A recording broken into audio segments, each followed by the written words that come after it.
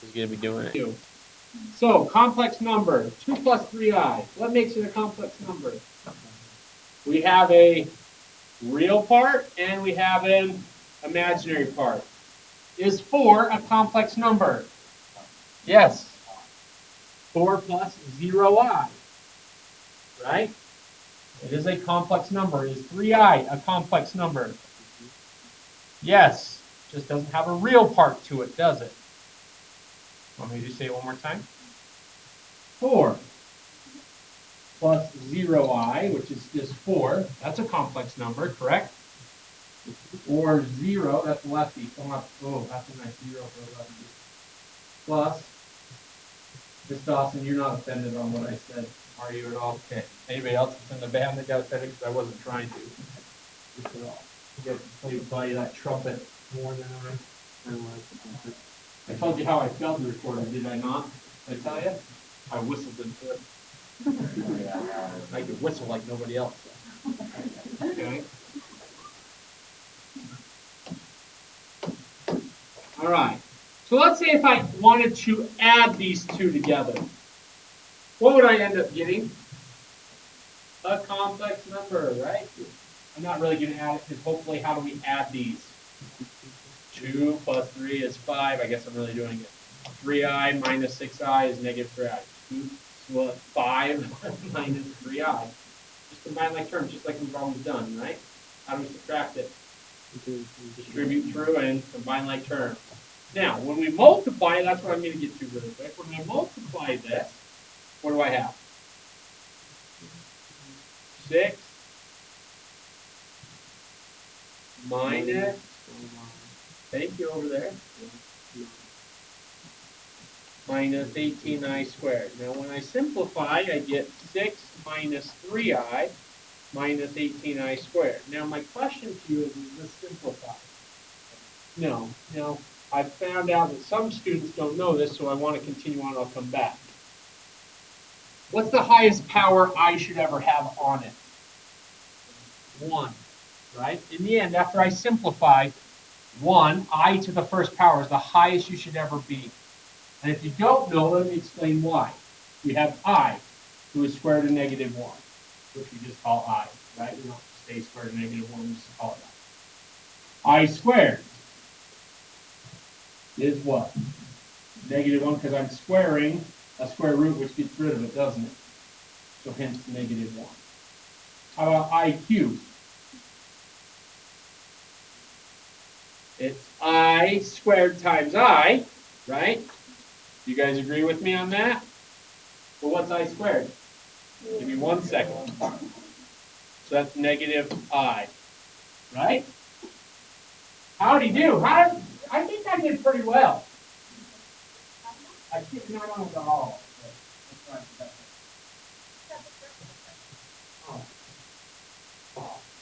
How about emissions? They don't have emissions up right in. No. Hamilton. You're an at once, too. There. Okay. I to the 4th. What's he? 1, because he's I squared times I squared. And what's I squared again? Negative 1 times negative 1 is 1. Paige, did you see this last year when we did this? Yeah, we did this. Okay. What about I to the 5th? I'm not going to keep going after this, but this should give you the idea. I to the 5th is the same thing as I. And the reason why it's equivalent to I is because it's I to the 4th times I, is it not? And what is I to the 4th we just talked about? 1 times I is I. Make sense? Okay. So my question to you is, what is I to the 89th? Okay, don't shout it out. But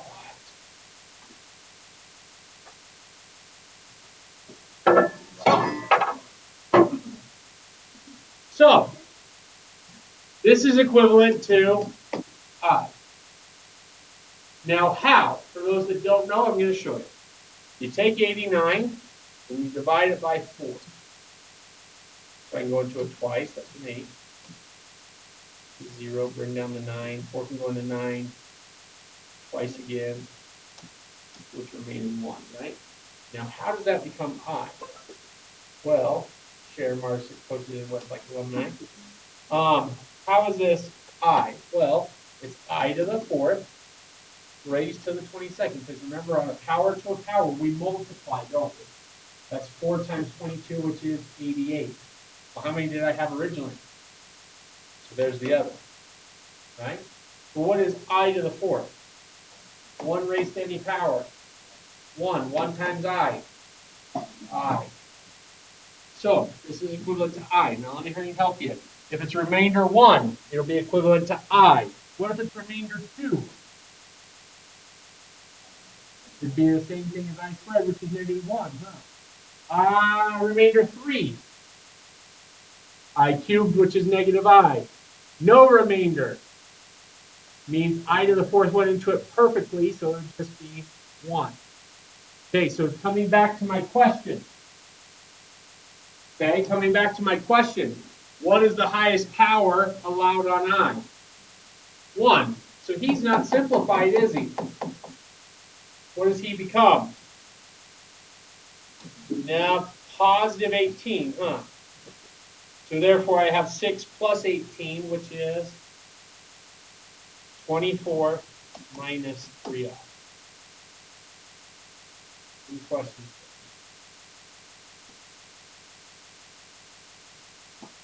Yes, no, maybe so. Okay, next. What if I gave you 3 plus 6i and 3 minus 6i? Do you remember what they're called? Do you remember? Go ahead, back there. Say again? Conjugate pairs. Conjugate pairs, remember they're exactly the same except for the sign, right? And when I multiply conjugate pairs, I go 3 times 3, I get 9. Minus 18i plus 18i minus 36i squared. Notice? The whole reason why I did that is the middle terms will always get rid of each other, correct? What is negative 36i squared? Plus 36, so this is 45. Okay. So, really quickly, let me just check what I started with here. Okay, so my question is now, what if I had 2 plus 3i over 3 plus 6i?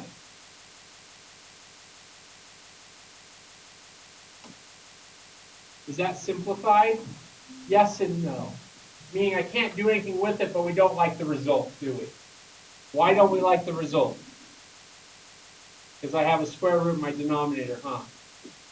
Okay, and that's because it's an imaginary number. That means it's a square root.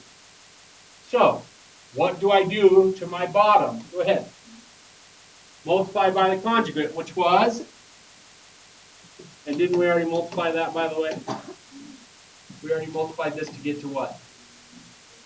45. The reason why I just picked that is because I didn't want to have to multiply it again. Okay? What I do to the bottom, I got to do to the top. But if you'll notice, guys, I already multiplied this one out for you as well. Is that a correct statement?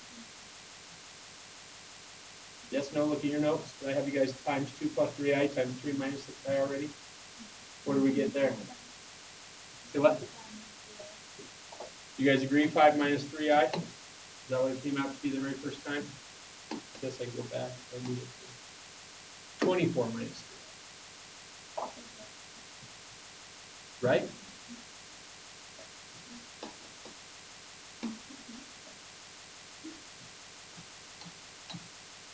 (24 minus 3i over 5). What do they all have in common? 3, so I can reduce that to be 8 minus I over 50. Okay? Now I did that quickly because I used the previous examples we already times, but you should times out the top, you should times out the bottom, and then simplify, correct?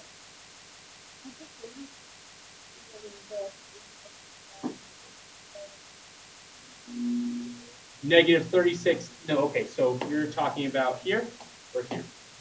This part? Negative 36i squared. I squared is negative 1. Negative 1 times that becomes, because remember, I squared is negative 1. Yep. Which would make a difference, right? A little bit. Any questions there? Okay, yes, sir. What happens in green? Well, let's, this, and this all have in common. I know. Nope, here's what happened. Just so you can see what happened. I factored out a 3 here. Do you agree with that's the same as the top? Do you agree that's the same as the bottom? We just simplify that. It's 3 divided by 3, 1, right? Hence that result. Feel comfortable with that? Any questions on, that's kind of the stuff that's new. The other part that you're doing, which really isn't new, give me any number you want, Chris. Oh, he just messed up your world. We're doing completing the square. Mariah, give me another number. Okay, you guys are making this fun. Miss Dawson. All right, we can do it too. 64x squared plus 14x plus 2. Yeah, ready to go, Chris. You guys can all beam him outside with something, I don't care. Okay, I'm going to first complete the square. And the only reason I wasn't going to do it at the beginning of the day, but I'm going to, just because I think I want to show that you can do it even on nasty problems. Okay? So I'm going to divide everything by 64. Because I can only complete the square if this is a 1. You might want to grab your homework over here. You gone? Yeah. You get checked out? Yeah. Okay, so if they don't get checked out, I got to mark you absent though, so be aware of that.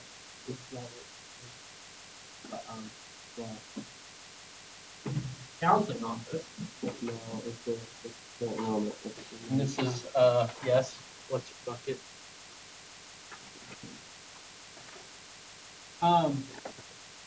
Anyway, here we go. Dividing everything by 64. Oh, what is that then? They both have it. 2, 7, 30 seconds. Yep.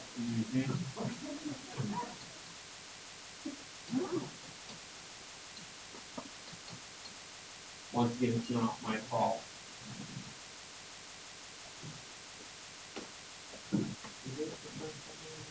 Yep, Chris. Okay, can I complete the square?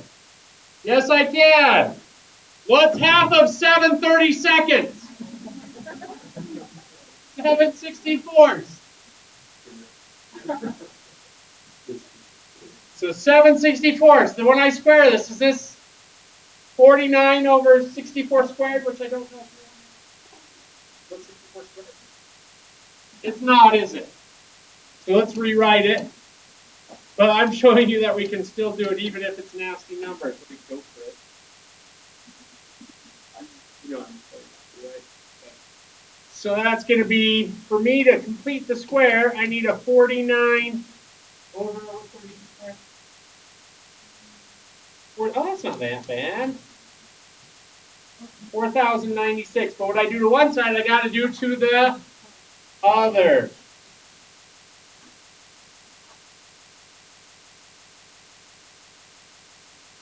Okay? This side over here becomes x plus 7 over 64 squared. Because it was a perfect square trinomial. Because remember, we cut him in half, whenever that half value goes there, right? Because remember that? It's been a while, but we're using nasty fractions, so you're like, this is so hard. Okay. I believe I'm going to be timesing by 128. Can you see if 32 goes into 49, 40, 96 by 128? Let's go 40, 96 divided by 32. That makes it 128. It is? Look at that. I can do math. So I'm going to times by 128, which is negative 128 plus 49. Negative 79, I believe. Is that a correct statement? Yes, it is, Mr. Roberts. You guys are probably lost, but I'm just doing math. Common denominator. 128 times 32 is 4096. So what I do at the bottom, I got to do at the top, right? Okay, now here's the easy part. We're actually to the easy part. When I take the square root, I got to do plus or minus, correct? Just put them behind you. So I have x plus 7 over 64 equals plus or minus 79. It's prime. I want to say it's prime. You guys agree it's prime? I think it's prime. So it's I root 79 over square root of 4096 is 64. How do I get that to the other side? Subtract it.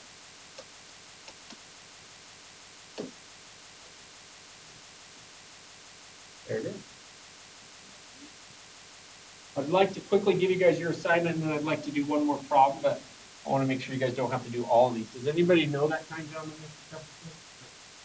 Know him pretty well, you do?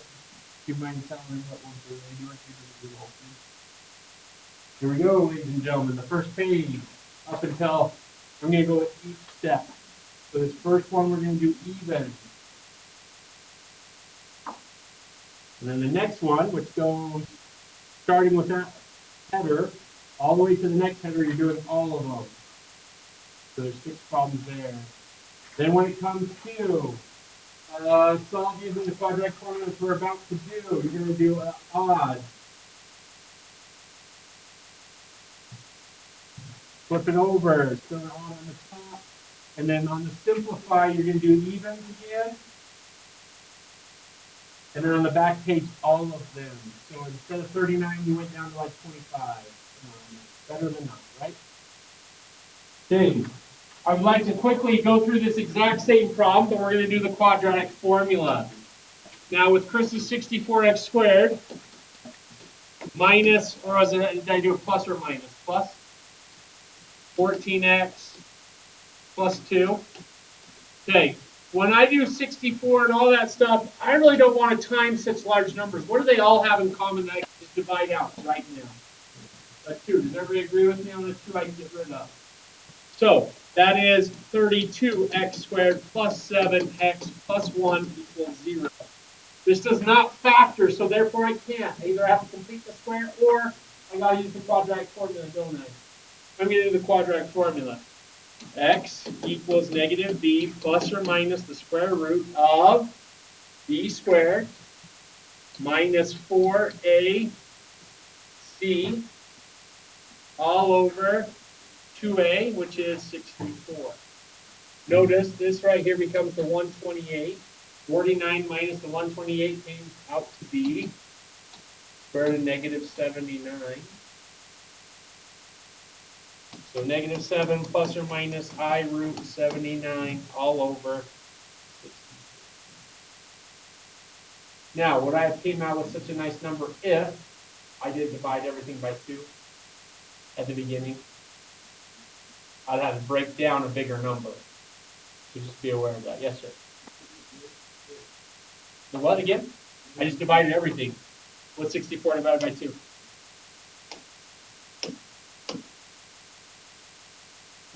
As long as I do it to both sides, it's okay. It's an equivalent expression.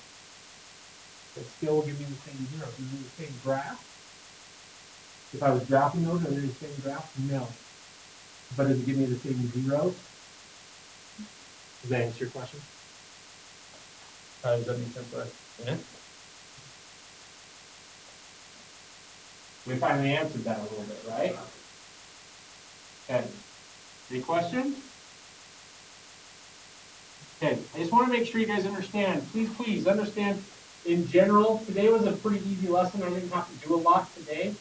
But there's sometimes I have to do a lot. Homework questions, I think we answered 7 today. Or did we didn't? That was last year, sorry. How many did we answer in here? 4?